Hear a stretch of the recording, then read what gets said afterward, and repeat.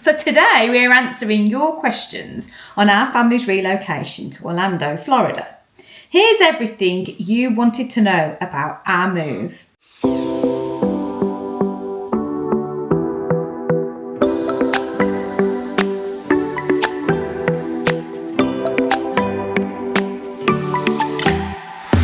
In this video, we'll be answering your questions on where it all started, insights on our visa, work here and out there. Hey everyone, welcome back to the channel. If you're new to our videos, we are the Hyde family. If you've watched and you've been here before, thank you very much for supporting us. It's been great chatting with everybody in the comments and on the social media channels that we're out on at the moment, Instagram and Facebook. And if you haven't subscribed yet, please click the subscribe button. At the end of our last video, which was looking at the different locations in Orlando that we've been considering, we kind of threw around the idea of doing a bit of a kind of like a Q&A blog to give you the opportunity to ask us any questions about the things that we might not have covered that you wanted to know. Thank you to everybody that's commented with their questions or sent us messages on social media. And I guess now it's time to answer your questions. We've kind of grouped them together into little bits that make sense. So first up, it's kind of like where it all starts, where it started. So question number one. It's like being in a game show. Do I get a prize at the end? You get to go to Florida. I'll tell that. So our first question was, what ultimately was the deciding factor to make you want to emigrate? It's probably one of the hardest questions to answer. Yeah, I would say so, because it's got a lot of answers. There's lots of reasons. So practically, we had the option of a visa with a green card for the whole family. Yeah, which meant the de-risking the situation with, the likelihood of, well, there is no likelihood. It's a zero chance of the kids being kicked out when the age of 21 because the green card extends to them as well. So yeah, it's a massive factor as to why we've decided to do it now. Yes, I think there have been a lot of other limiting factors if we'd have gone down any. Not that we wouldn't have done any of the visa routes, but there's certainly been more. Yeah, there'd have been more apprehension and debate and anxiety around it, I suppose. Yeah.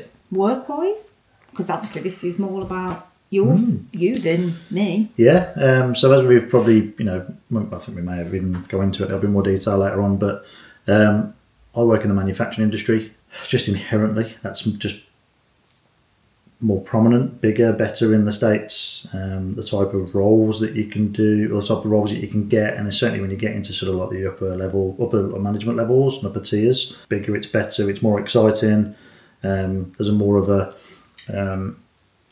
entrepreneurial spirit, I think. Yeah, it's almost like it's progression is celebrated, whether it's as an individual or whether it's as a company.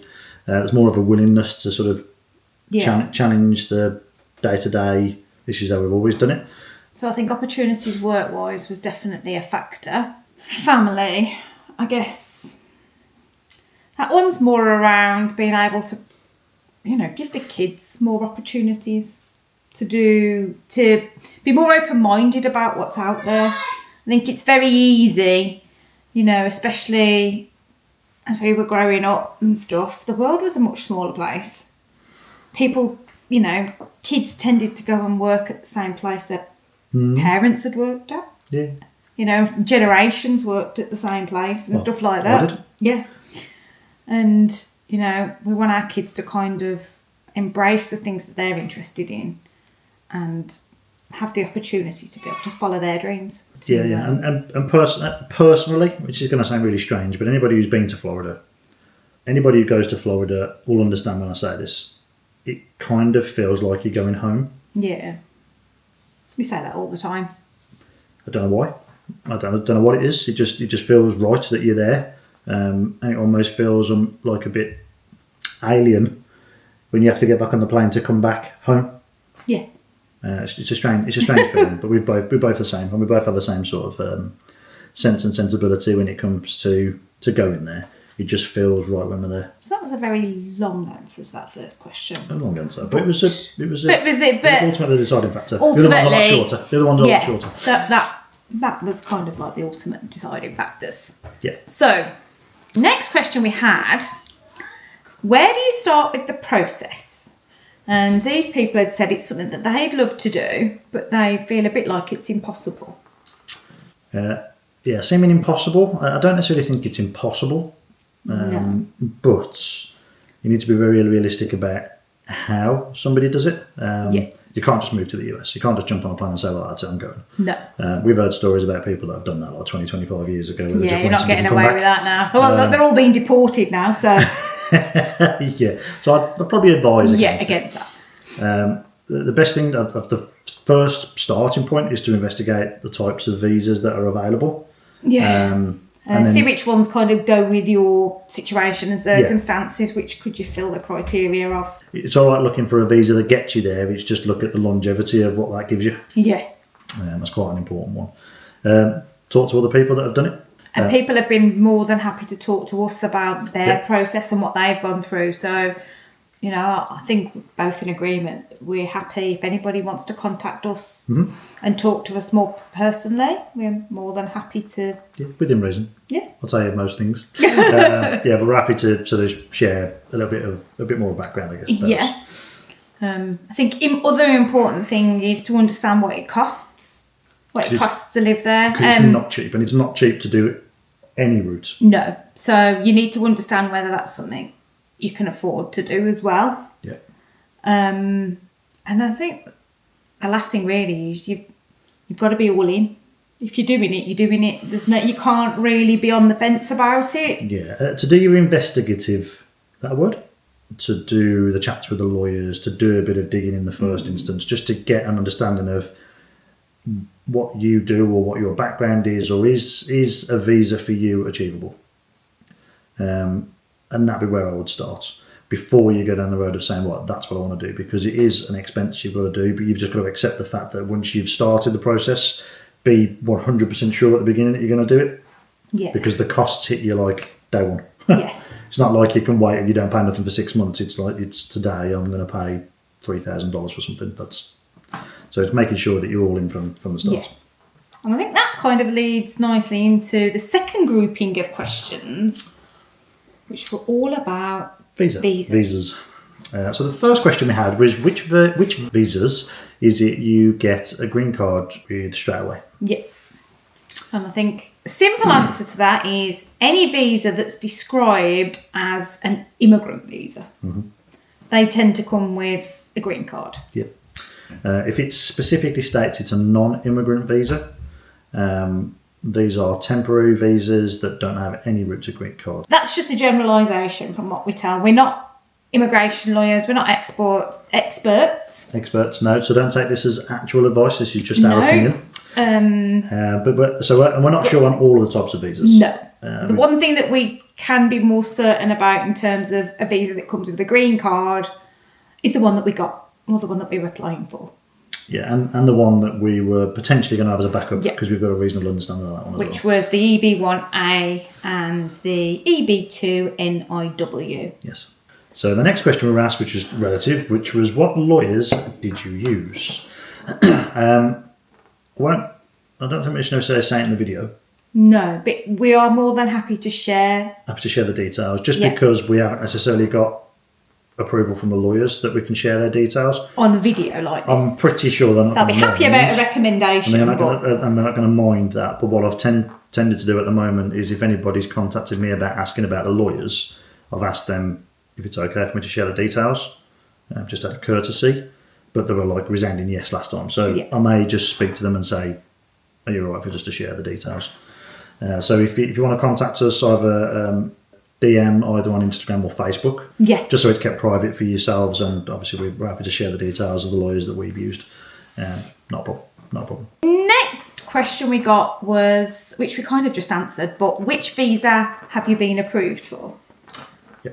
So we've been approved for the EB1A, which is a visa first preference for a person with extraordinary ability.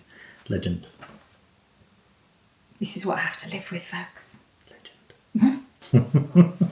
We have done a whole vlog about visas and our visa. So if you want to see a little bit more in-depth detail on that visa, then I'll put a link in the description, and there'll be a little card at the top if you'd like to click through to, I think it's that side, into there. And then you can go and check that blog out. But as Mark said, it's an extraordinary ability visa, which is kind of like for people in the sciences, the arts, education, athletics. It's kind of like people that are considered within sort of like the top ranges of their field.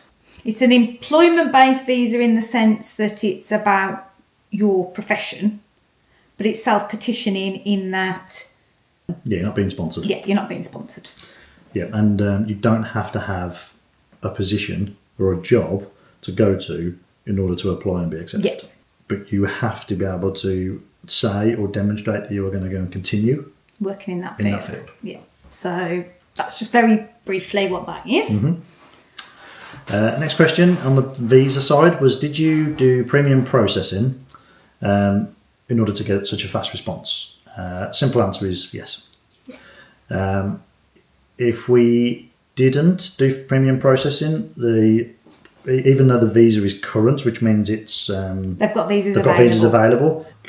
As I went to the Texas Service Centre, it would have took about 7.5 months to get seen. With premium processing, it took 15 business days. Yeah.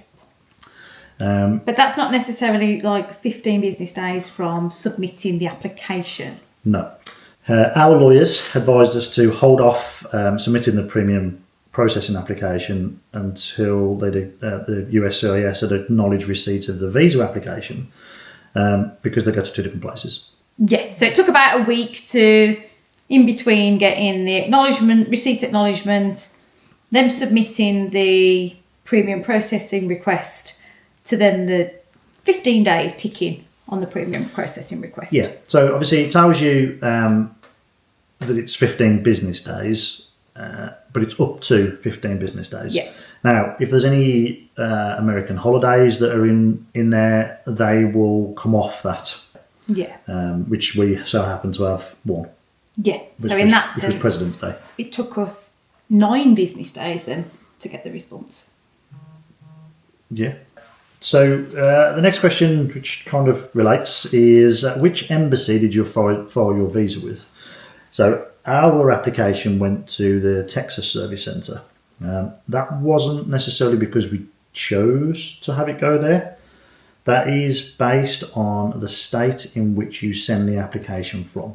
Yeah. Now, I'm not entirely sure how that works if you submit your application remotely from the UK, because you're not in a state. No. I'm not sure whether or not on the application anywhere you specify that you plan to live in a certain state. I'm not sure. We didn't have to do that because the lawyers did it for us. That may be what dictates. But from our perspective, the lawyers are based in Florida. So because it was submitting from Florida, it got submitted to the Texas Service Centre because Texas covers majority of the southern states. Yeah. Once we got the approval through, it then goes off to another service centre, which is called the NVC, the National Visa Centre, and that happens to be in Boston. Again, you don't get to choose where that goes. That's just where it is. It's in Boston. Yeah. And then because we're based in the UK still, once NVC have done their bit, it will then get submitted to the US Embassy in London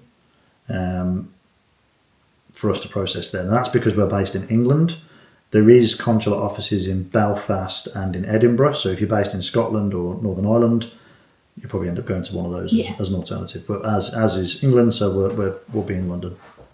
Okay, so the next question, which is a bit of a how long is a piece of string, is how long will it take for the consular processing? Yeah, so it really is a minefield because there's nothing definitive anywhere. Nothing tells you exactly how long it's going to take. This is just purely based on a little bit of digging around what other people have done. People have documented what they've achieved, and then looking on various US government websites that just give you very definitive data of they've received documents on this date and they've processed them on this date, and just take one from the other. So we've got an estimate of, which kind of like, it's our estimate, if you like, of roughly 3 to 4 months. Yeah.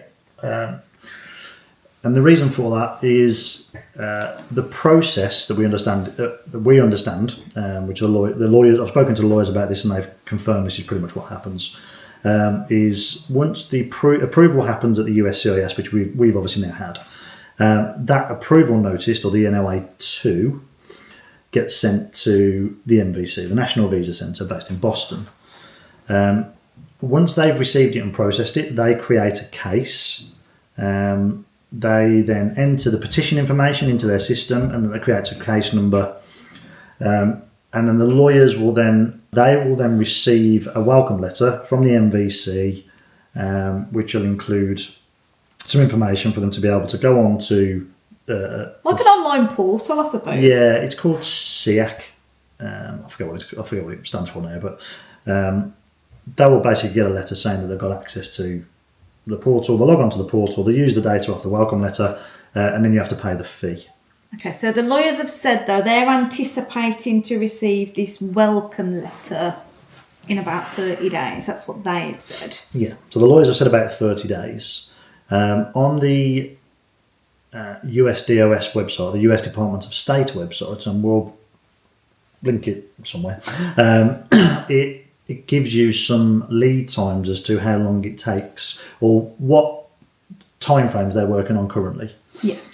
So as of the 3rd of March. 3rd of March, they are working on applications received on the 19th of February. So that gives you a rough idea of, they're probably 2 weeks. Yeah. Roughly. So it's taken about 2 weeks.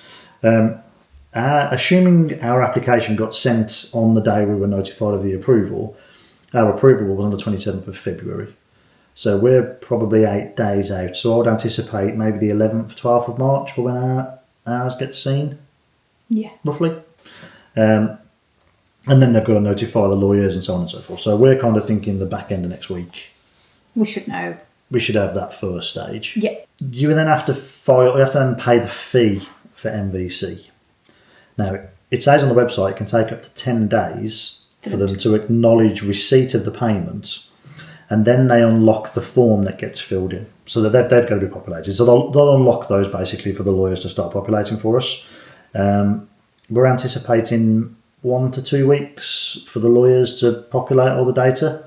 Yeah, I'm sure they'll tell us when they actually receive that welcome letter. They'll tell us. They'll tell us at that point, but we're just saying, right, okay, so how long really will it take them to fill that form out? I've found examples of the form, and there's quite a lot of data, but it's not difficult. Yeah. So. And most of the information they'll have already. So a lot of it needs to come from us anyway. Yeah. So we're going to estimate 1 to 2 weeks. Yeah.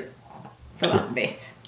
So yeah, once that then gets submitted, there's then a processing time with the MVC for them to do something called document qualification.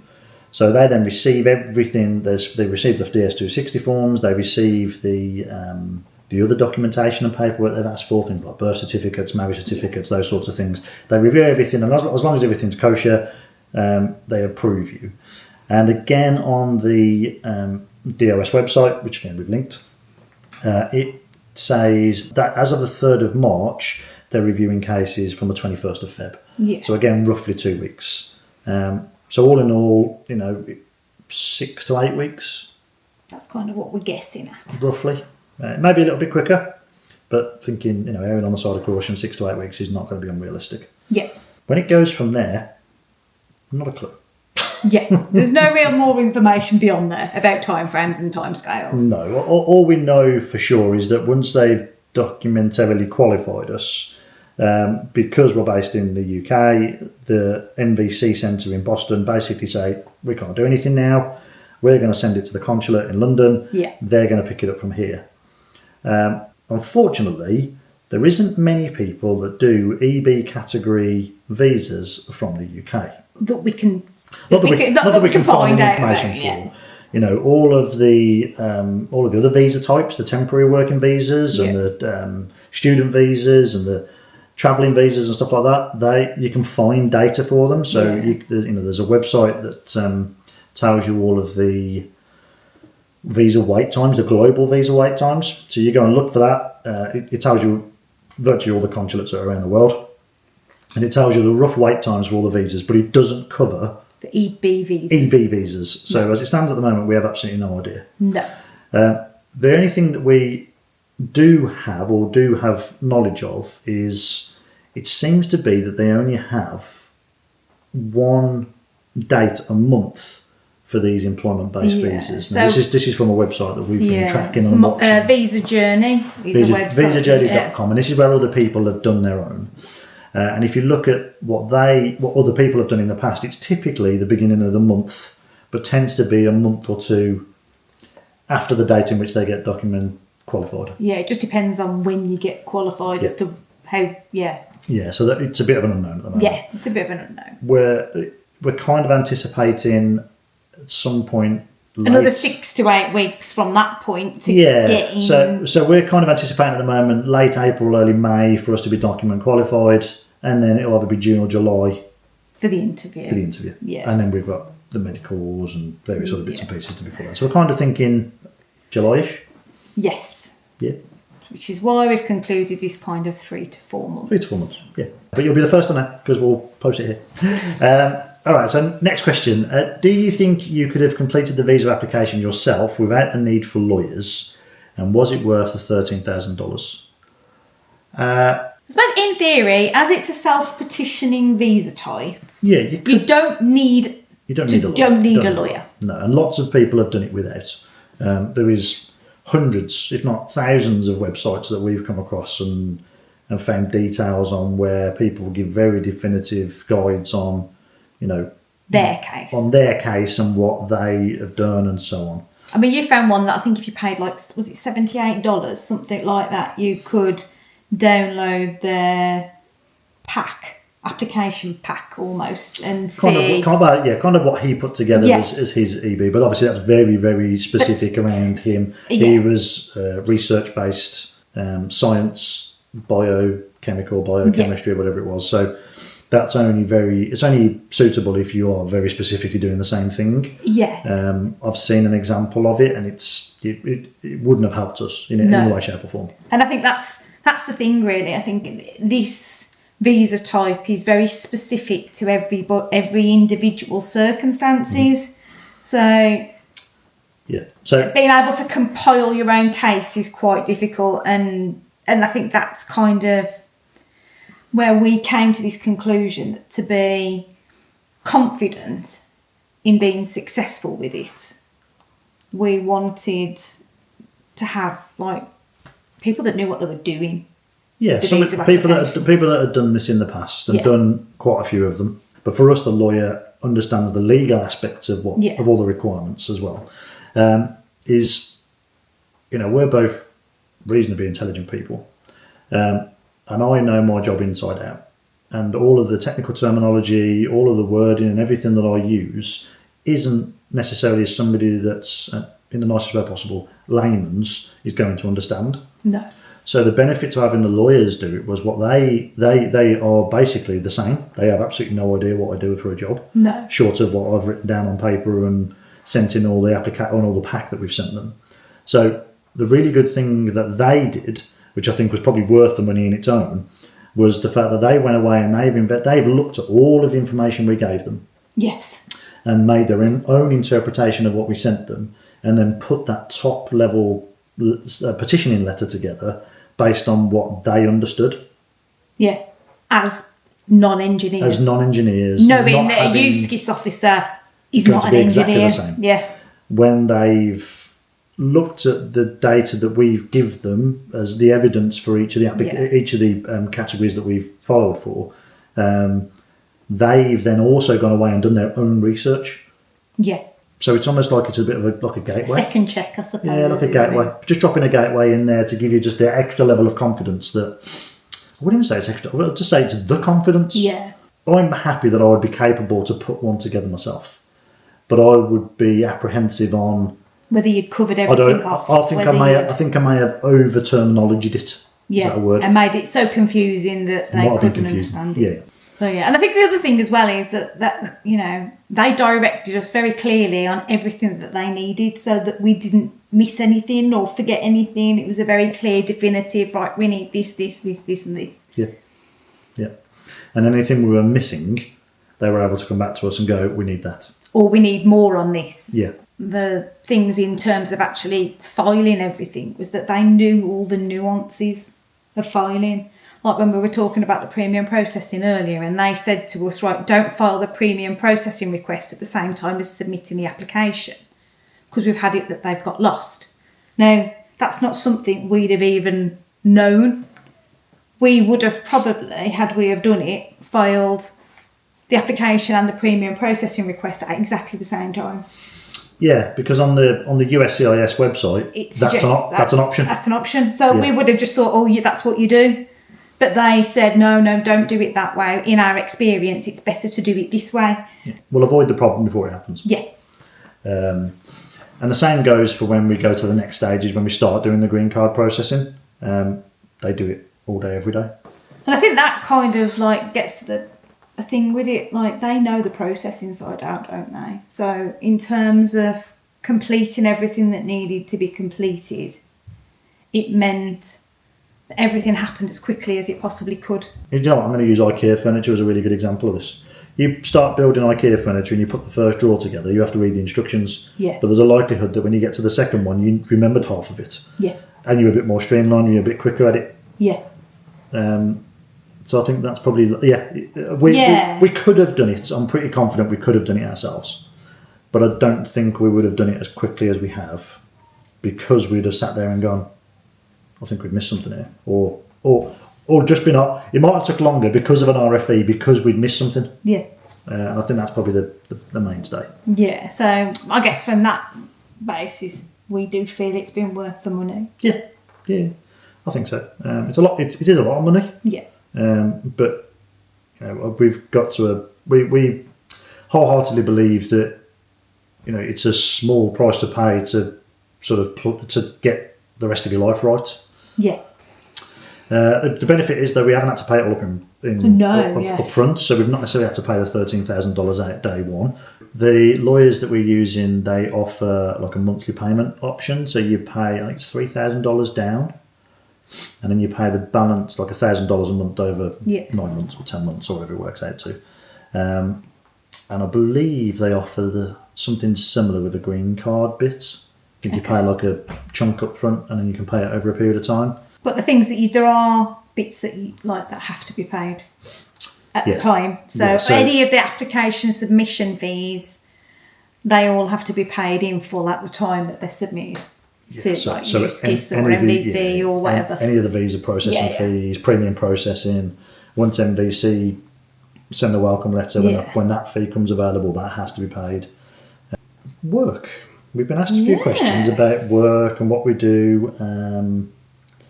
So there's kind of like 3 questions that all kind of like all very similar, and so just easier to answer all 3 of them in one response. Yeah. So the questions all rolled into one are: what jobs do we both do?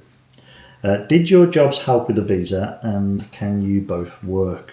I'm guessing that's, can you both work on the visa? Yeah. Okay. Shall I start mine? As being as you're the primary visa holder, it makes sense. Legend. Why, thank you.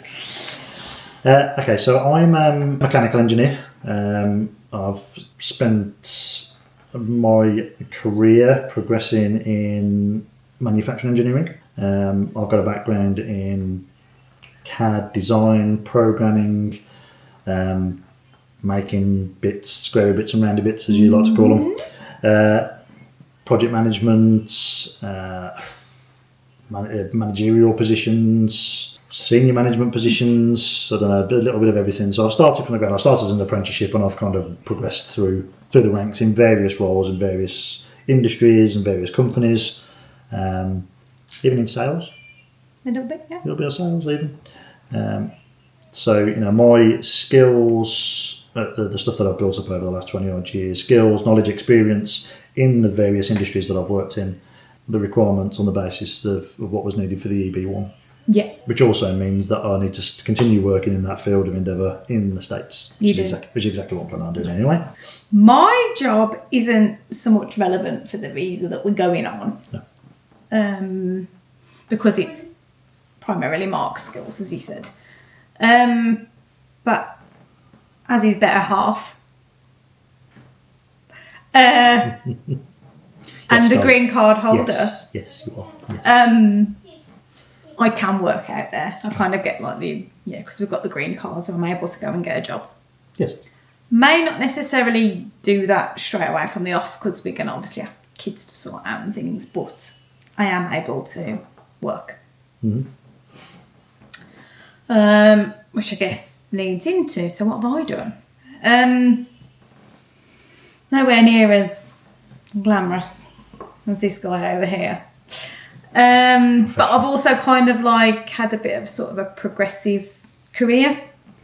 Mainly more in the sort of like business administration side of things. So, started out doing your general business admin, then ended up in HR, into a HR management role, then I've done some strategic business management jobs and marketing. So yeah, marketing's a lot more recently. Yes. So that's kind of a bit of background about what I've done. So hopefully that's give you a bit of an insight as to what jobs we do. One of the other questions we got asked, which was quite an interesting one, was, are you relocating UK jobs to the US? Short answer to that is no. We aren't relocating with any current employer or employers. We actually run our own business. It's very possible that certain elements of that can continue to operate remotely. But what we don't understand at the moment is the legalities around running another, like having a business operating here whilst we're not here. So one of the next things on our to-do list, if you like, is to talk to an accountant in America or a CPA as they're known, and try to get a better understanding of how it all works, the tax rules and this, that and the other, and work out whether it's even viable to try to keep some bits of it running here remotely, or how we'd even go about doing it. The next question then was, do you think it will be easy to get a job? Will you get a job before you go out for good? And what jobs will you get? Honestly, I'm not entirely sure. We've both spent time looking at what positions are available and what sort of jobs there are, what sort of industries there are. In essence, we are looking for an employed job to start with. Yeah. I mean, because you might say, okay, so you run your own business here, why don't you look at doing what you do there? And I think, we're moving to another country. We need to build up a network before that would even be an option. And secondly, we just need some stability around income, around, healthcare and 401ks and things like that, and some of the other benefits that come with working for somebody. So, at least to start with, I think an employed position is kind of like where we're going.